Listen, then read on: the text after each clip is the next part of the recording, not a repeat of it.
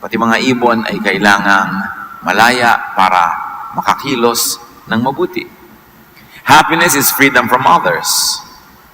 To be oneself. To do what one really wants and needs to do. Freedom from needless interference from and controlled by others. At ito ay nangyayari lang, happiness is in paninindigan. Kailangan tayo ay nakakagawa ng gusto at gusto natin gawin basta't hindi ito masama.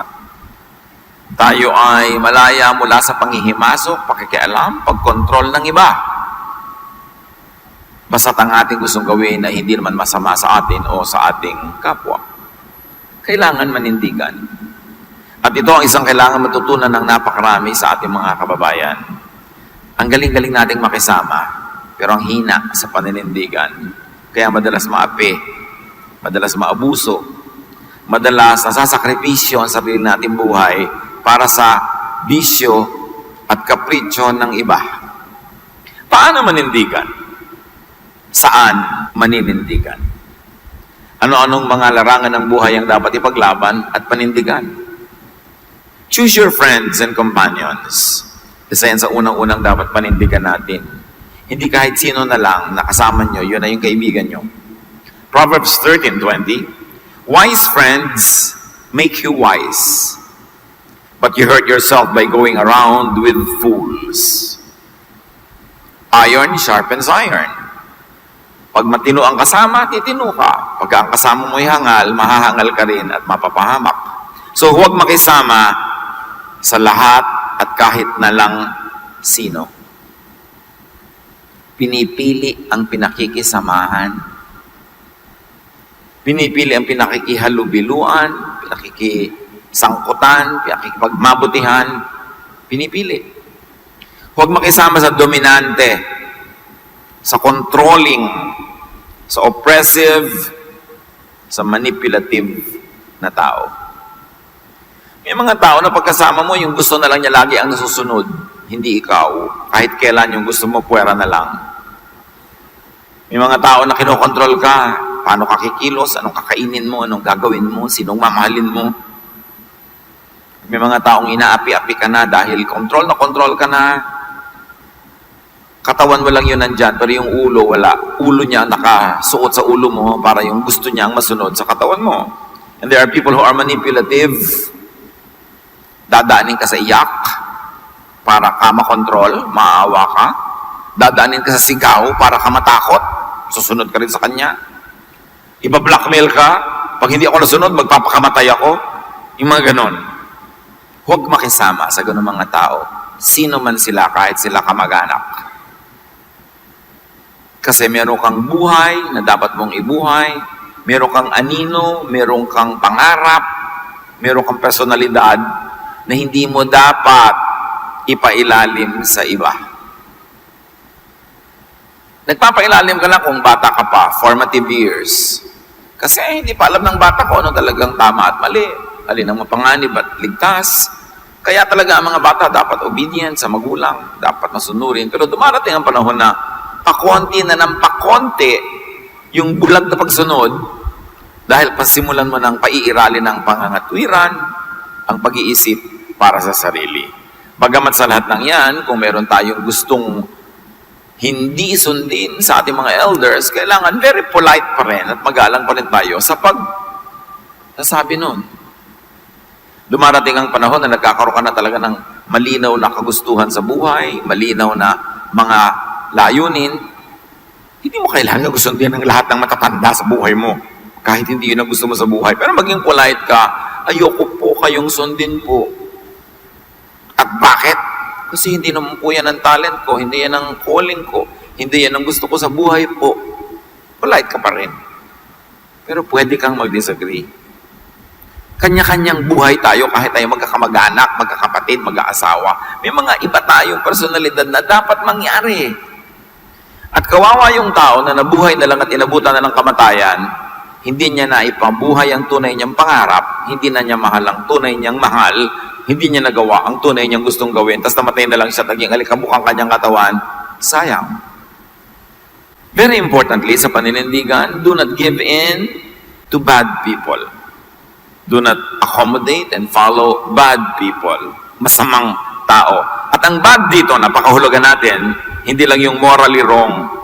People who gets you, or those who gets you into a lifestyle of trouble, of hardship and difficulty, a lifestyle of disadvantage. Importante na tayo ay namimili ng pinakikisamahan. At bad para sa atin, kahit sila mabait, kahit sila tunay ay morally mabuting tao, kung ang pagsunod natin sa kanila, lugi tayo. We are put at a disadvantage. Hindi kailangang makisama sa ganong uri ng mga tao. Proverbs 25:26, when a good person gives in to the wicked, it's like dumping garbage in a stream of clear water.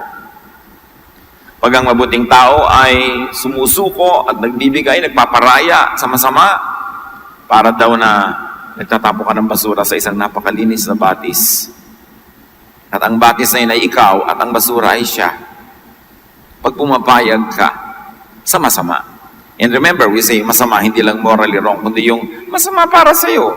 Halimbawa, hindi naman morally wrong na magmedisina, mag-aral ng medisina, hindi naman yung para sa'yo kasi hindi yun ang talent mo. Di masama yung para sa'yo. Kaya dapat, tatanggi ka. Mag-aaral ka ng medicine, hindi rin naman matutuloy kasi hindi bagay sa'yo. Later, ikaw ay medicine dropper. Kasi magda-drop ka rin eh. Hindi mabuti para sa'yo. Although mabuti sa iba. Psalm 1:1 and 3. God blesses those people who refuse evil advice and won't follow sinners. Pag evil ang advice, no matter who the advisor is, don't follow. Hindi lahat ng advice ng matatanda maganda ha. Hindi lahat ng advice ng mga edukado at marunong ay maganda. So pipiliin mo. Hindi lang kung sino ang nag-a-advise, kundi kung ano ang advice. Marami nga mga religious leaders, hindi rin maganda advice. Ipapaapi ka lagi. Ang concept kasi nila ng kabanalan ay yung laging willing maapi. Kaya lugi ka pag nagpa-counsel ka sa isang religious leader na ang kanyang paniniwala ay napakalaki kadakilaan ang magpaapi. Yung babae ka na ginugulpi, pinapahirapan, inaabuso, kinakawawa ng asawa mo, tapos ang i-advise pa sa'yo, magtiis ka't pasakop dahil lalaki siya. Yung mga ganong cultural readings, dapat ibagay sa panahon. Dahil nung araw, bawal din kumain ng alamang. Ba't kumakain ka na ngayon? Hindi lahat ng nakasulat ng unang panahon, effective hanggang ngayon. Sinasala kay Kristo, kay Jesus. That's why you use the Jesus filter. Sabi mo, advisor, bakit po niyo ako pinapayuhan na magtiis? Binubuhusan ako nung kumukulong mantika. Pinaplansya ang mukha ko, ginugulpi ako, binabalian ako, hinahagis ako sa hagdan. Tapos sa video pa rin yung verse na yan. Papasabayan kay Kristo?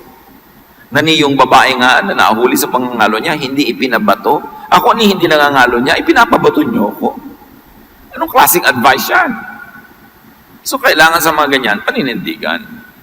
Ito mga taong hindi nakikinig sa pangit na advice, they are like trees growing beside a stream.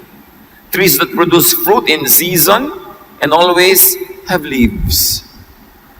Those people succeed in everything they do. Sino ang laging matagumpay? Yung hindi nakikinig sa maling payo. Silang namumunga. Ikaw, likas na likas sa'yo na gusto mo magnegosyo, gusto mo mamuhunan, feel mo talaga mapapaunlad mo yung negosyo. Darating ang kung sinong kontrabida sa buhay, makakamaluging.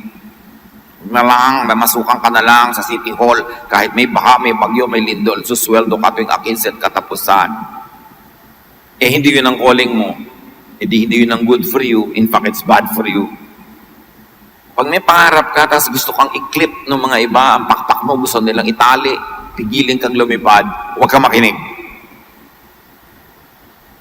Meron noon, mga kabataan na gustong magpunta sa malayo para makipagsapalaran, pinipigil ng matatanda, sabi ko niyang pigilin, may pakpak yan, hayan yung lumipad. Ganun talaga. Huwag nating pigilin ng mga tao para sa ating pansariling kapakanan. Anak, huwag ka na lang mag-aral sa bayan o sa syudad. Dito ka na lang, samahan mo ako mag-araro. Well, hindi masama, pero edi pinigil mo ang kanyang pangarap. Pinigil mo siya para sa iyong sarili. O sinamahan ka niya mag-araro, tapos tumanda ka at namatay. O ngayon, siya'y bata pa. Ano na mangyayari sa buhay niya? Hindi niya nagawa ang dapat niyang gawin sa tamang panahon. Yan ang tigilan natin, mga kapatid, pangdodomina sa kapwa, pangkokontrol sa buhay nila para sa pansarili lang nating kagustuhan. Yung gusto natin para sa sarili, gawin natin para sa sarili, pero hindi kailangan maging props at kasangkapan ng iba para sa sarili nating mga kagustuhan. Hindi yan pasa sa Jesus filter. So you stand against bad people or counsel or requests and demands. Alam mo na wala kayong pera, ang gusto pa ng anak mo, gusto ng asawa mo, isang pagkabongga-bonggang party. No! Tatamlay yan, iiyakan ka, luluhaan ka. No, kasi hindi natin kaya. It is a bad request. It is a bad demand. Hindi laging sunod ng sunod. Huwag tayong magpapa-emotional blackmail. Kasi napapahamak ang marami. Paano maninindigan? Saan maninindigan? Do not worry about bad people's opinion of you. And again, yung bad is not the morally wrong, kundi yung bad for you ang gusto nila. Huwag mo silang pakinggan. Hayaan mo silang magreklamo tungkol sa iyo, pag-usapan ka, pintasan ka. Ang mahalaga, yung sarili mong buhay, in your own space and time, ay maayos. Ecclesiastes 7:21, don't listen to everything that everyone says. Don't listen to every comment. Lalo na sa Facebook. Gusto mong lumungkot sa buhay? Magbasa ka ng mga comment ng mga tao. 80% lulungkot ka. 20% mas lulungkot ka. May nagpasaya na ba dyan na comment? Konting-konti. Proverbs 29:25, it is dangerous to be concerned with what others think of you. It is dangerous to be a crowd pleaser. You cannot and do not please everyone, especially the bad. Again, the bad means bad for you. Maybe good for others, but not for you. Matutong magsabi lang, sino ba sila? Yung iba sasabi lang, Kebs. O di, tahimik ang kalooban. And especially in spirituality, in teachings, Galatians 1:10, does this sound as if I'm trying to win human approval? No, indeed. What I want is God's approval. Am I trying to be popular with people? If I were still trying to do so, I would not be a servant of Christ. Paul speaking, ang daming katuruan ni Paul sa lungat sa kaugalian ng Israel, sa lungat sa nakasanayan, at sa lungat sa kagustuhan maging ng mga ibang conservative Jewish Christians. Pero ganun pa man, hindi yun nalintana ni Paul at buong tapang niyang itinuro ang itinuturo sa kanya ng Espiritu ng Diyos. Kahit ito, hindi yun ang uso at popular na doktrina nung panahon. That's a true prophet, a true visionary, a true sage, a wise person will contradict the world if the world is foolish. And if 1 billion people said a stupid thing, it's still stupid. Hindi mo kailangan maging crowd pleaser. Hindi dinadaan sa demokrasya ang karunungan, lalong-lalo ang kaliwanagan na nagmumula sa Espiritu ng Diyos. Hindi kailangan popularity ang habulin mo. Lahat ng visionary, lahat ng propeta, sa simula, hindi sila popular. Kinakalaban sila ng establishment kasi yung establishment ayaw ng change, ayaw ng pagbabago kasi baka mawala ang kapangyarihan nila. Pero ang tunay na nakikinig sa leading ng Spirit ay hindi kailangang maging takot sa opinion ng iba. Paano maninindigan? Saan maninindigan? Set limits to what and how others can impose on your will. Lagyan ng hangganan, lagyan ng bakod, ang pwedeng maging impluensya, pakikialam, panghihimasok sa iyo ng kapwa. maging ng iyong asawa, maging ng iyong magulang, naging iyong anak. Dapat alam nila kung hanggang saan sila pwedeng mangimasok.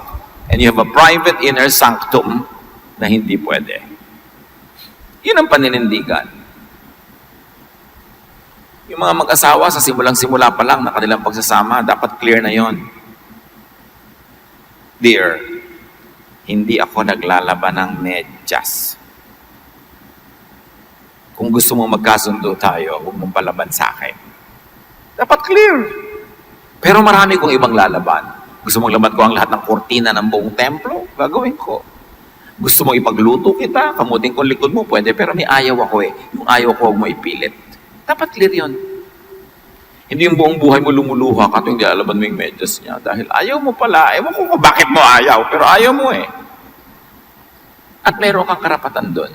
Meron naman mga ayaw na pwede mong i-adjust dahil hindi mo ikamamatay. Pero meron talagang mahalaga sa'yo, kahit hindi mahalaga sa kanya, turuan mo siyang pahalagahan yun. Natatakot ka sa ipis, nagtatatakbo ka tuwing may ipis. Sabi niya, ipis lang yan, natatakot ka. Ipis lang sa'yo. Pero sa akin, ipis yan. Hindi ka takot. Buti, ako takot. Huwag mo kong piliting maging ikaw. Kasi madalas, pag may kasama tayo sa buhay, minamaliit natin yung malaki sa kanila. Yun lang natakot ka na. Para yun lang nag-isip ka na. Yun lang nagalit ka na. Nagalit siya eh. Kasi nakakagalit sa kanya yun. Buti sa iyo, hindi nakakagalit sa kanya. Sa lagay, kung walang kwenta sa iyo yun, pipilitin mong sa kanya, walang kwenta na rin. Hindi mo papahalagahan yung mahalaga sa kanya. Kaya sineset mo yung limits, alam mo mahalaga to sa akin. So, magkalinawan tayo. Turuan mo sarili mong pahalagahan to. Kasi yung ibang mahalaga sa iyo, papahalagahan ko rin. Bigayan to. Pero may mga area na hindi open to negotiation, it is important to me. And you've got to learn to make it important to you. Proverbs 25:28, losing self-control leaves you as helpless as a city without a wall. And self-control here means control of yourself or control of your life because other people like to control it. Set limits. Serve notice. And what many people have to learn, especially in this country, is assertiveness. Dapat matuto tayo na manindigan para sa gusto natin. Yung, gusto mo bang kumain ito? Ayoko eh. Masarap to, kainin mo. Sige na nga. Yung pinapakain sa'yo, buhay na ahas. Ayaw mo talaga pero lululunin mo na rin dahil nakakaya naman tumanggi, dahil pinipilit niya. Kaya sa Pilipinas, alam niyo kung sino nagwawagi? Sinong laging wagi? Yung makakapal.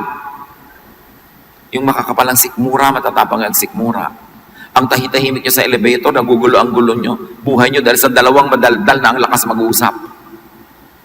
Bakit yung katahimikan namin? Dinidisturb niyo ang tenga namin, tinatampakan niyo ng boses niyo. Bakit? Basurahan nyo ba ang tenga namin?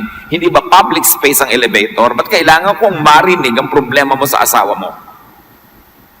So pag nasa elevator, respect people. Yung mga tenga nila kasi dinig na dinig ang boses nyo. Minsan, inis ka, nagtitiis ka na lang dahil bakit ang gulo nitong dalawang to? Ba't ka magtitiis? Isawayin mo. Public space yun eh, hindi nila yung private space. Hindi tayo marunong mag-assert. Laging tiis ka na lang. Lagi na lang kilos api, ugaling alipin. Hindi naninindigan kahit natatapakan na, kahit kinakawawa na. Yun kasi ang virtues na itinuro ng matandang relihiyon dito sa Pilipinas. Magtiis ka anak, bumawi ka na lang sa langit. May awa ang Diyos. Maling pag-represent sa Diyos yun because Jesus sets us free. Pinapahalagahan ng Diyos sa ating nadarama, ang ating layunin, ang ating mga minimithi sa buhay. So don't lose control of your own life only to give control to others. Na sila ang may control sa buhay mo. At para mangyari ang lahat ng ito, be self-supporting, be independent, be autonomous, especially financially. Siyempre, kung umaasa ka lang sa iba, wala ka ngayong masyadong choice, kundi sumunod-sunod na lang. Kung may utang ka sa iba, siyempre, tumatawa ka kahit hindi naman nakakatawa ang joke niya. Kung ikaw ay nag-aasam sa kayamanan ng iba, umaasa-asa, lagi kang nakabuntot. Wala kang sariling orbit. So earn, make, and deserve your money, your keep, your wage, and even your profit in your business. Kasi kailangan mo ng certain degree of financial independence para hindi mo kailangang laging makisama. Sabi nila, meron tayong close family ties, we are very good neighbors, maganda tayong makisama. Madalas, ang dahilan lang nun, kasi kailangan natin ang tulong nila. Kaya katulong ng tulong sa kapitbahay para pag nangailangan ka ng kotse niya at nanganganak yung asawa mo sa madaling araw, ay mahiram mo. Kaya kita niyo sa mga neighborhood, ang mga magkakapitbahay, mayroong certain degree of economic affluence, may mga kaya, may mga kanya-kanyang gamit. Hindi sila sobrang nagpapakisamahan. Kasi hindi nila kailangan. Ngayon, kung ikaw ay may kaya, wala kang kailangan sa kapwa, ang bait mo pa rin, nakikihalubilo ka, nakikisama. Yun ang tunay na pakikisama. Pero yung nakikipagmabutihan ka lang dahil umaasa ka sa tulong niya o kailangan mong tulong niya, hindi totoong pakikipagmabutihan yun. It's only wisdom because you need something. So kung gusto mo maging talagang malaya sa kontrol ng iba, kitain mo ang kakainin mo. Kitain mo ang gagastusin mo. Para kung gusto mo sabihin sa kanyang, no, I don't like to go with you, pwede. Ayokong kainin ang ipinapakain mo, pwede. Kasi hindi ka nakasandal. Kaya yung mga interdependence na yan, mga close family ties, madalas ang dahilan yan, poverty. Kailangan mo lang kasi. Ngayon, kung talagang hindi mo na siya kailangan, ang close mo pa rin, mapagmahal ka pa rin, yun ang tunay na love. And we should aspire for that. Yung pakikitungong kusang ibinibigay, hindi lang hinihingi ng pagkakataon. Kailangan meron kang kinikita, meron kang independence, para hindi ka obligadong makisama. Nakikisama ka lang kung gusto mo. Dahil gusto mo. Romans 13:8, be under obligation to no one. The only obligation you have is to love one another. Huwag kayong magkaroon ng sagutin kanino man. Huwag kayong umasa, huwag kayong umutang para hindi nyo kailangang makisama kung ayaw nyo. Ngayon, wala kang kailangan, nakikisama ka, busilak na kalooban. Magandang puso ang pinagmumulan. So, kailangan meron kang sariling anino, sariling orbit, sariling pagkatao. Kaya mahalaga at inuturo sa Bible, 6 days you shall work, on the 7th you will rest. Ibig sabihin, magtrabaho ka, kumita ka. Huwag kang laging nagpapahinga. 1 day out of 7 lang ang pahinga. Hindi 7/7 at 24/7 nakapahinga ka. Kailangan mo talaga makisama nun.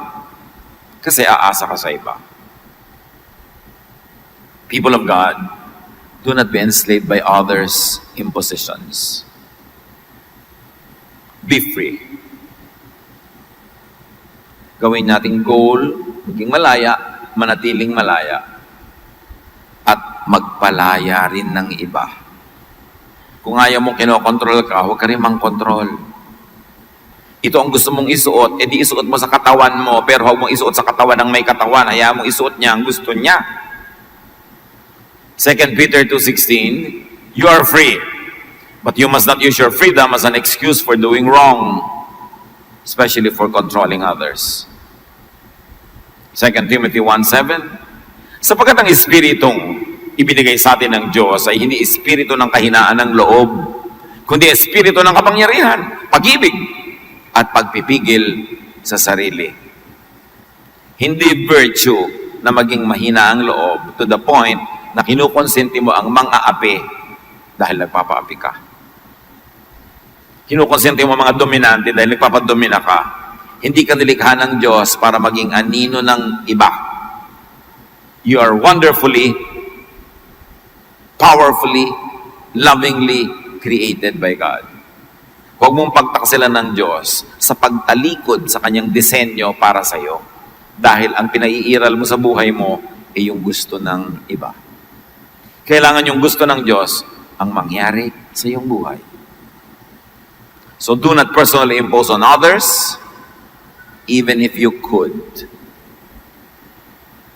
Hindi ko mo pinapakain mo, tinutulungan mo isang tao, kokontrolin mo na. Ang Diyos nga, pakain tayo, nilikha tayo, pero hindi tayo kinokontrol, binibigyan pa tayo ng free will.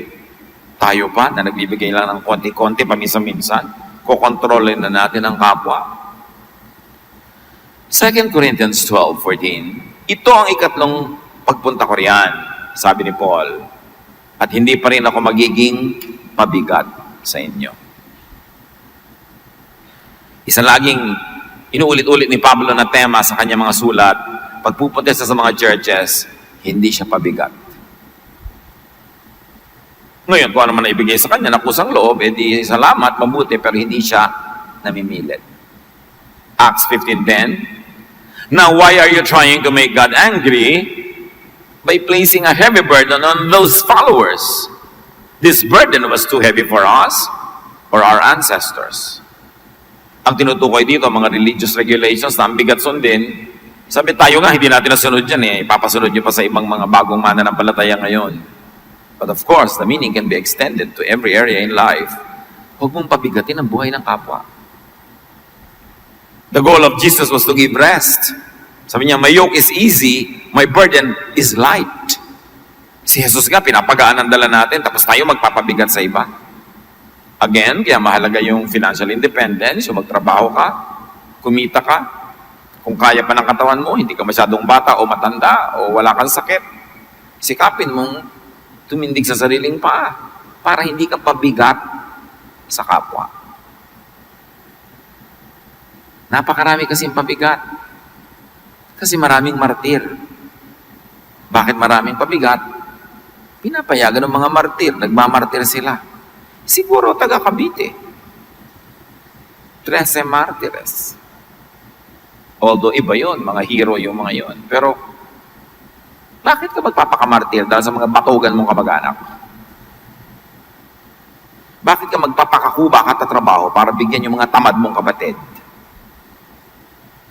Bakit ka magsasakripisyo dahil ang aga-aga niyang kumirengkeng pagkatapos ikaw magpapakain ng anak niya?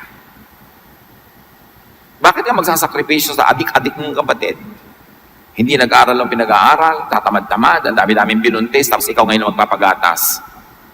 Kaya maraming ganyan, kasi kinukonsente natin. Maraming tamad, kasi maraming sobrang nakisama sa tamad. Kung may papakisamahan kayo, yung masipag, huwag yung tamad. Sabi nga ni Paul, if anyone does not work, let him not eat. Hindi siya nagtatrabaho, edi huwag siyang pakanin. Lagi tayo, give to the poor, give to the poor. Hindi masama, good yun. But why don't we start giving to the deserving? Yung nga magulang o yung kapatid mo, walang-wala, bigyan mo siya. Eh ako po na lagi nagtatrabaho, kailan niyo ako bibigyan? Ako na laging nagsasakripisyo, kailan niyo ako iisipin? Talaga bang gagatasan nyo lang ako para sa mga kapatid kong mga batugan? Dapat tanungin nyo rin mga magulang nyo na gano'n eh. Mga ibang kapatid. Tama ba yun? Yan din ang dahilan kaya hindi tayo makaahon-ahon sa sobrang mga hirap. Napaka-konsentidor natin sa mga tamad at batugan. Laging binibigyan ng pabor. Iiyakan ka ng nanay mo, ano kayong kapatid mo, tubusin mo na sa preso. 15 beses ko na pong tinubos yan. 15 beses na rin naurong ang kasal ko, inay. Nagka-losyang na ako. Dahil sa pagsasabi niyo sa aking alagaan ng mga kapatid kong ang daming anak kung saan-saan, nagpakasaya-saya, nagpakalunod sa mga kaligayahan. Ano bang klaseng hustisya meron kayo, inay? Dapat pinag-aaralan natin yung mga ganun, mga drama ng buhay. We should reward the good and discipline the bad. You should not steal from Peter to give to John. At madalas, ninanakawan niyo yung matino, hinihingan, kinikikilan para ibigay doon sa waldas. It is not godly. 1 Corinthians 10:29, why should my freedom be limited by someone else's conscience? Isa pa to. May taong sobrang moralista, na-o-offend pag ito suot mo, so hindi mo nalang isusuot. Na-o-offend pag tumawa ka, so hindi ka nalang tatawa. Na-o-offend pag masaya ka, so hindi ka nalang magsasaya. Set people free. Mahal nyo sa buhay, anak nyo, asawa nyo, set them free. Kahit yung asawa mo, hindi siya free dapat na makipagrelasyon sa iba. Kasama yun sa contract nyo eh. Pero free naman siya dapat na kung gusto niyang may free time, gusto niya may ganitong hobby, na hindi naman manganganib ang inyong personal and exclusive relationship, set them free. Hindi ka nag-aasawa para mangontrol ng kapwa. Nag-aasawa ka para maging blessing sa kanya. Acts 15:28, the Holy Spirit has shown us that we should not place any extra burden on you. Espiritu ang nagsasabi, mabigatin ang buhay niya. Huwag mo siyang pahirapan. And also set people free from carrying your personal baggages. Pangarap mong hindi natupad, ipapatupad mo sa anak mo, iba naman ang pangarap niya. Yung katalinuhan mong napakataas, hindi naman abot ng iba, dahil iba naman ang uri ng katalinuhan nilang, ikaw naman hindi mo rin abot. Huwag mong ipilit sa kanila. Yung panlasa mo, pananaw sa buhay, make it personal. Nung araw, kaya maraming nag-aasawa ng kay aga-aga, hindi naman dahil talaga nai-inlove eh. Gustong tumakas sa magulang. Kasi controlled na controlled, hirap na hirap, taling-tali, kulong na kulong. Ang nakikita lang nilang parang way out mag-asawa, yung pala mas grabing kulungan yung napangasawa. From the frying pan to the fire, ang nangyaring lipat. Nasa banig, lumipat sa sahig. Kaya pag kinokontrol natin, dinudumi na ang kapwa, itinutulak natin siyang lumayo at tumakas. Kaya nga ang sabi ng isang cheesy poster, if you love something, set it free. If it comes back, it is yours. If it doesn't, it never was. It never was yours. At ang love daw is like handling a handful of sand. Squeeze, hold tight, and it slips through your fingers. Relax, and it stays. Ganon din ng mga tao. Gusto nating nandiyan sila sa ating tabi matagal, madalas, huwag nating sakalin. Huwag nating talian, huwag nating kontrolin, kasi ibon may layang lumipad. Yung kapwa-tao mo pa. 2 Corinthians 11:9, sabi ni Paul, I have not been a burden to you in the past, and I will never be a burden. Happiness is in paninindigan, seldom in pakikisama. It is being free from others. Being free to obey God and God's will in your life according to God's design for you. And happiness is also in setting others free. Pag may pinapalaya ka, hindi lang siya ang lumalaya, ikaw din. Bakit? Pag itinali mo siya, hawak mo yung tali, pareho kayong nakatali sa isa't isa. Nakatali lang yung leeg niya, pero yung tali nakapulupot sa kamay mo, pareho lang kayong hindi malaya. Babantay-bantay ka, hindi ka rin malaya. Napakahalaga. Piliin ang pakikisamahan. May kagandahang loob ang pakikisama, ha? May good side yan, may godly side. Pero piliin. Gusto nyo, ulitin ko yung buong mensahe. Huwag na, natatandaan nyo na. Piliin ang pakikisamahan. Limitahan ang pakikisama. Manindigan. Payagan ng kapwa na manindigan din. This is Jesusness. Yung layang gusto mo sa iyong sarili, ibigay mo rin sa iyong kapwa. Napakasarap yung nandyan siya, hindi dahil binabantayan mo, kundi dahil gusto niya. Pero kung nandyan sa malingat ka, mawawala din yan. Hayaan mo nang mawala siya ngayon kaysa bukas. Mawawala din. Dapat yung free will ng tao, iginagalang, pinapahalagahan. This is God's will for us in Jesus. Bakit ipinadala ng Ama si Jesus? Kasi sakal na sakal, piit na piit, taling-tali ang mga Israelita sa kanilang mga pare at mga Fariseo. Kaya si Jesus nagdala ng freedom. And this freedom is not only religious, freedom in every aspect of life. Because Jesus says, I have come that they may have life and have it to all free. Set yourself free. Appreciate the work of God through Jesus. Panginoon, turuan niyo kami na i-apply ito sa ating buhay, sa amin-amin at buhay-buhay ng kapwa. And give us the wisdom, Lord, na hindi ito maabuso, hindi magamit sa masama, kundi sa tama lamang. Pagbulay-bulayan natin